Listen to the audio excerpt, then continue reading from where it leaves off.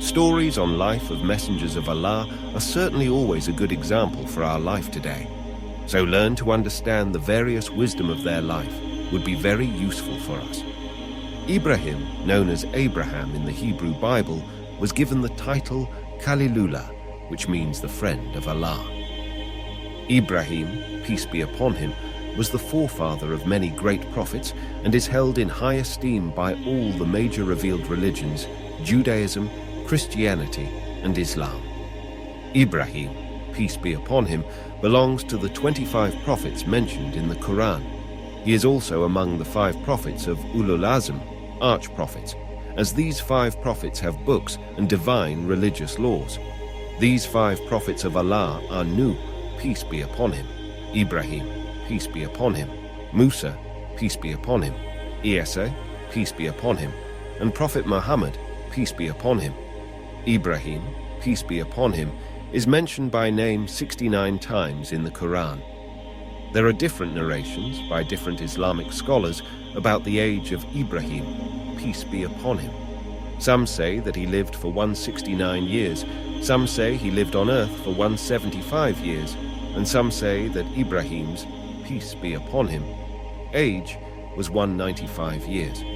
However, all narrations suggest that Ibrahim, peace be upon him, lived for more than 150 years on earth. Ibrahim, peace be upon him, is a prophet who is tested by Allah, and despite severe trials and challenges, Ibrahim, peace be upon him, was shown as a servant who kept his promise and always showed a respectable attitude. As Allah says in Al-Quran, and of Ibrahim, Abraham, who fulfilled or conveyed all that what Allah ordered him to do or convey, Surah An-Najm. Childhood and early life. Prophet Ibrahim, peace be upon him, was the son of Azar, son of Nahor, son of Sarah, son of Raghu, son of Fali, son of Aha, son of Shali, son of Afkshand, son of Sam, son of Nuh, peace be upon him. Ibrahim, peace be upon him, was born in the ancient city of Ur of the Chaldea, also known as Babylonia or Babylon, currently located in Iraq. He was born in a house of idolaters, and his father was a well-known idol sculptor. As a young child, Ibrahim, peace be upon him, used to watch his father sculpting these idols from stones or wood. At that time, some people worshipped idols of stone and wood, others worshipped the planets, stars, sun and moon, and some others worshipped their kings and rulers.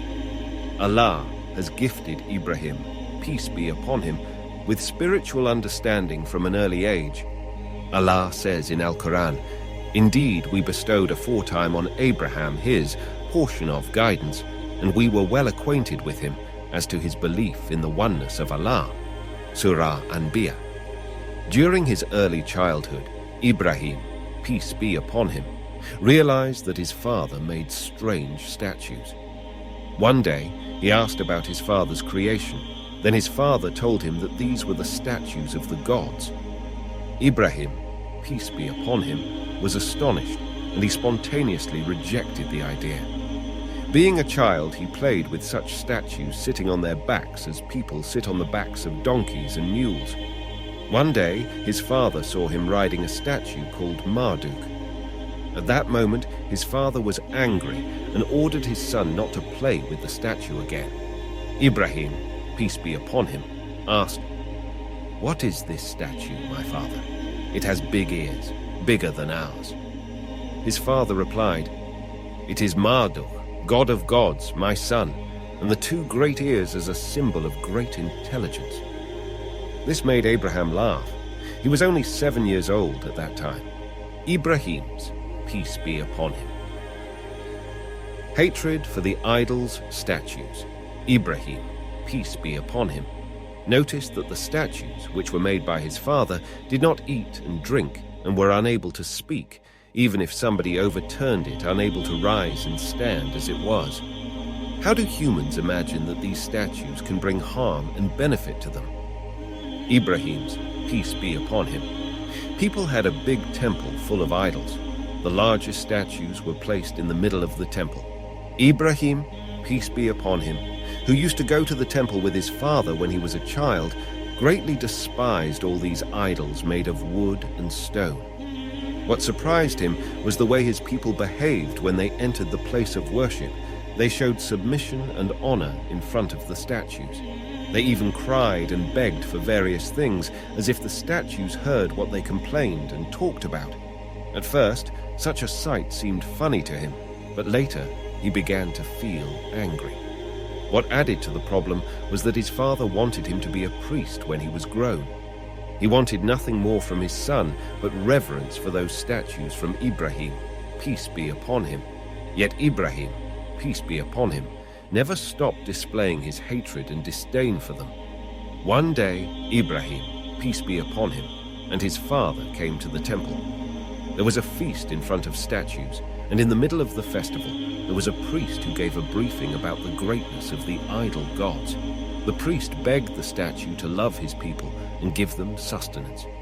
Suddenly, the silence was broken by Ibrahim's, peace be upon him. Voice addressed to the priest, "O priest, he will never hear you. Do you believe that it has heard you?" People started looking for where the voice originated. They found that it was Ibrahim's, peace be upon him, voice. Then the priest began to show his anxiety and anger. Suddenly, the father of Ibrahim, peace be upon him, tried to calm the situation and said that his son was sick and did not know what he was saying. Then they both came out of the temple. The father accompanied Ibrahim, peace be upon him, to his bed and tried to put him to sleep. However, he did not want to sleep. Ibrahim, peace be upon him, rose from the bed, left his house, and went to a mountain. He walked alone in the dark until he chose a cave where he sat, resting his back against its wall.